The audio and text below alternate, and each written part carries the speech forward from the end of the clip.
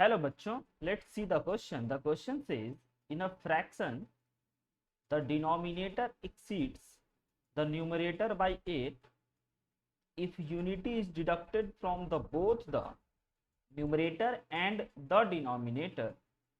The fraction become 3/7. Find the fraction.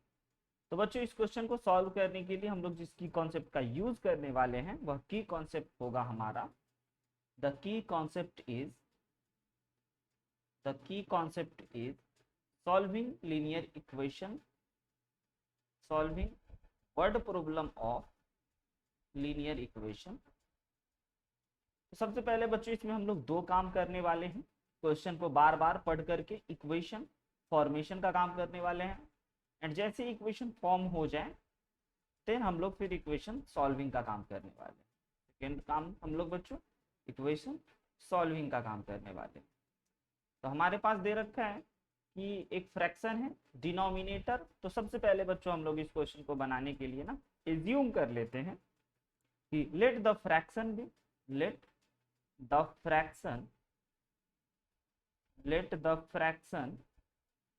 B x upon y. हमारा fraction जो है वो x अपॉन y, जिसमें कि बच्चों हमारा जो न्यूमरेटर हो जाएगा वह x हो जाएगा एंड डिनोमिनेटर जो होगा वह y होगा, क्योंकि ये हमारा न्यूमरेटर है x एंड ये हमारा डिनोमिनेटर है y.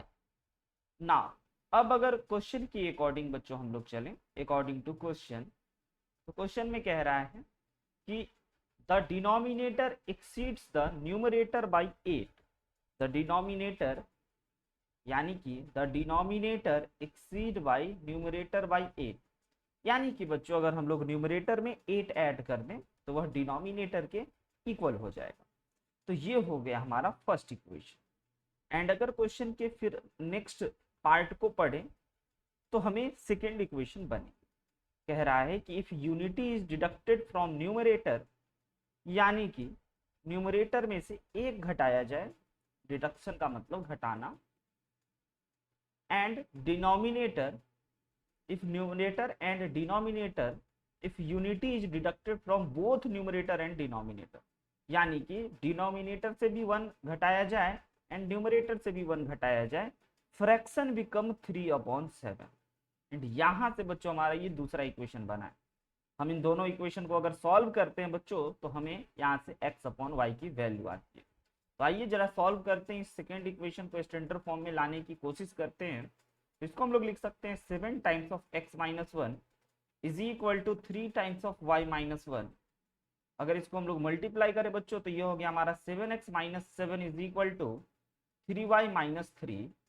एंड बच्चों 7x माइनस 7, एंड अगर इस y की जगह पे हम लोग इस फर्स्ट इक्वेशन से लिखें x प्लस 8, तो हमारे इस क्वेश्चन में सिर्फ और सिर्फ अब x आ चुके हैं.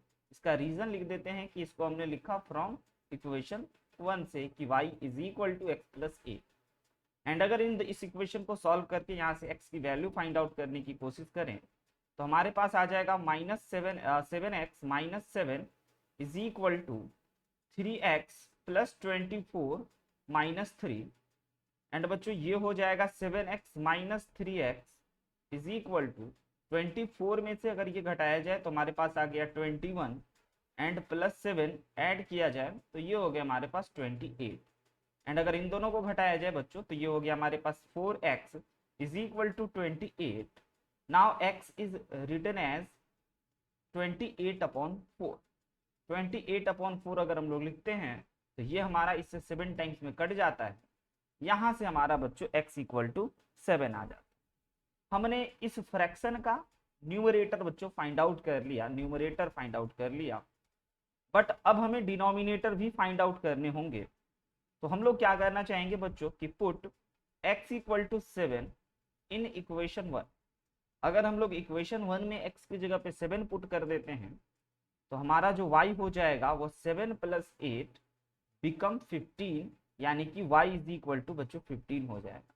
यानी कि जो हमारा फ्रैक्शन होगा, जो फ्रैक्शन हमें निकालने हैं वो फ्रैक्शन है x अपॉन वाई हमने एज्यूम करा था, और x का वैल्यू 7 हमने पाया एंड y का वैल्यू 15 पाया. तो द फाइनल आंसर इज बच्चों 7/15. 15.